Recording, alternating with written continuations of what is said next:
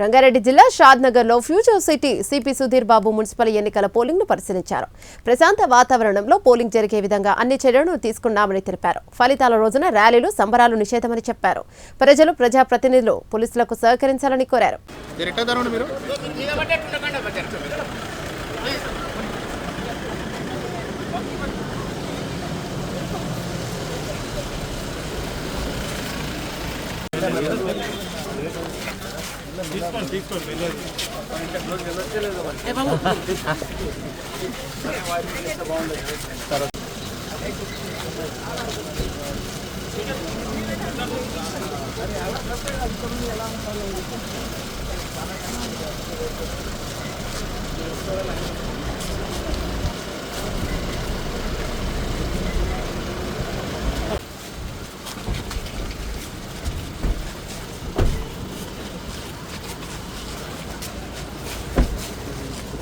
మేము ఎలక్షన్ కోసం అని చెప్పేసి మా టీమ్స్ పనిచేస్తున్నాయి.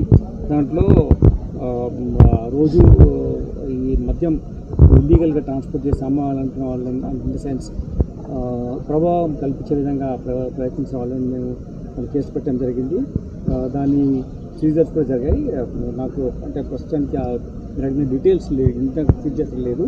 బట్ ఎవ్రీడే కోడ్ వచ్చినప్పటి నుంచి మేము వాటి మీద ఎన్ఫోర్స్మెంట్ ఫోకస్గా ఉన్నాం. సార్, కమిషనరేట్ పరిధిలో ఇప్పటివరకు ఎన్ని కేసులు బుక్ అయ్యాయి sir?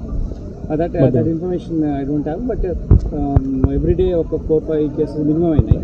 You can say that about 50 cases అయినాయి అని చెప్తాను. Okay, thank you. డిఫరెంట్ ప్లేసెస్లో ఇప్పుడున్నటువంటి ఇన్ఫర్మేషన్ ప్రకారం అబౌట్ 35 to 40% ఓట్స్ పోల్ చేశారు.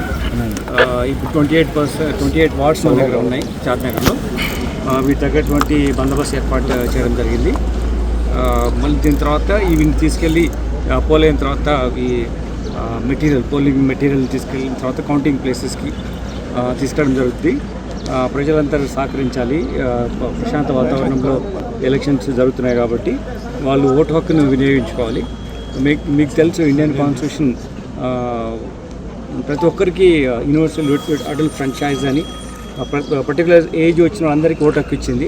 ఇదే వేరే దేశాల్లో అయితే మనం పెద్ద highly developed societies, countries, democratic societies అనుకున్న వాటిలో అమెరికాలో కూడా ఇమీడియట్గా ఇవ్వలేదు. అది 2000లో కానీ వాళ్ళకు 1900లో కానీ ఇవ్వలేదు. 1928లో లైక్ యూకేలో ఇచ్చారు. అటువంటిది మన దేశంలో కాన్స్టిట్యూషన్ 1 పెన్ స్ట్రోక్తో ఇచ్చిన రైట్ ఇది. కాబట్టి అందరూ హక్కును వినియోగించుకోవాలి అని కోరుతున్నాం. ప్రశాంత వాతావరణంలో ఎలక్షన్స్ జరుగుతున్నాయి కాబట్టి పోలీసు సహకరించాలి.